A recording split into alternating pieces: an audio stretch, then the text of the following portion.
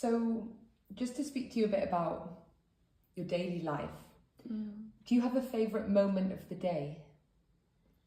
I do, and that's when I wake up. So I spend a lot of time contemplating. So I spend about 2 hours in the morning.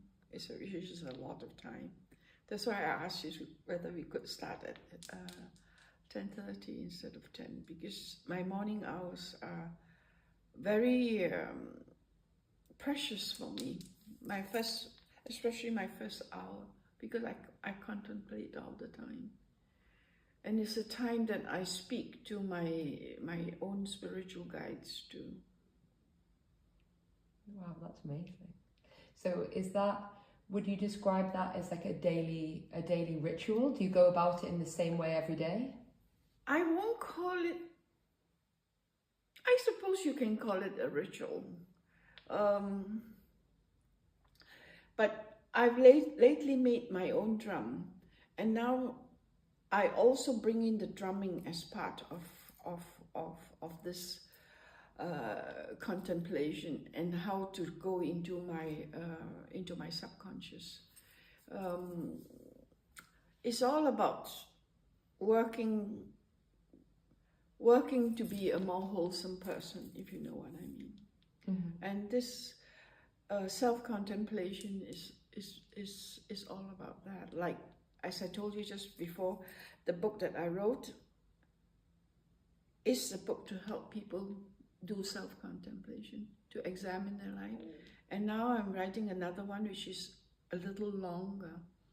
It's again, but this time I've added these contemplation sections after each chapter. Mm-hmm. Because it is nice to get help, if you know what I mean, what to contemplate on. Mm-hmm. Mm-hmm.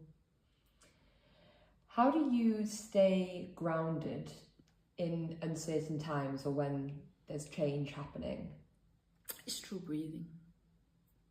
Basically through your breath, you ground yourself, so that you can also, through your breathing, get in touch with the emotions that are triggering you.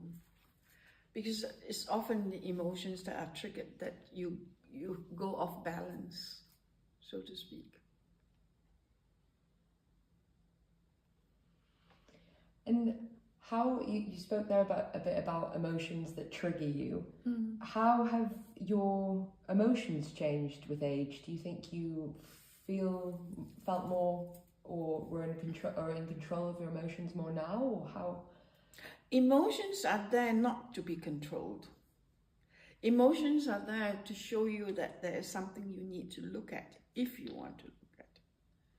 So I cannot say my emotions have changed over time, because they don't. There are certain emotions that don't change. Your feelings might change over time of certain things, but your emotions normally don't change. There's a huge confusion between emotions and feelings. And to know the difference actually is very useful.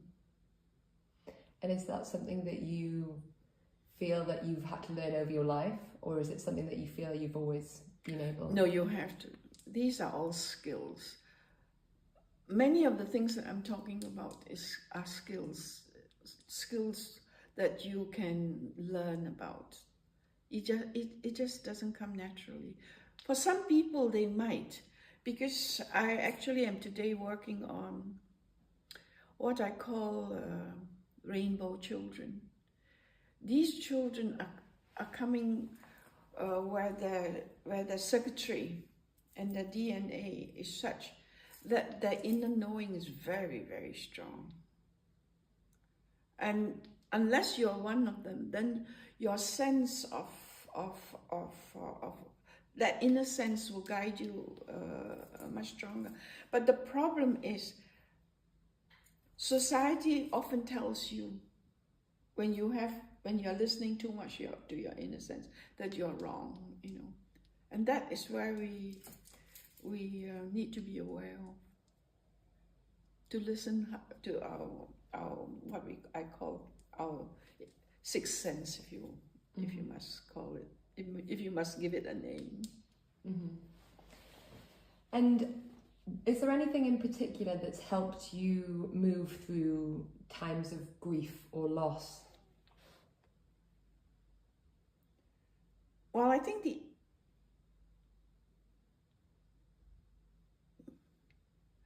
I have never grieved very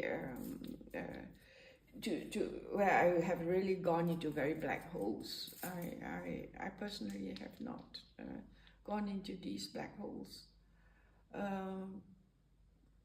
Maybe because I'm lucky. I really don't know.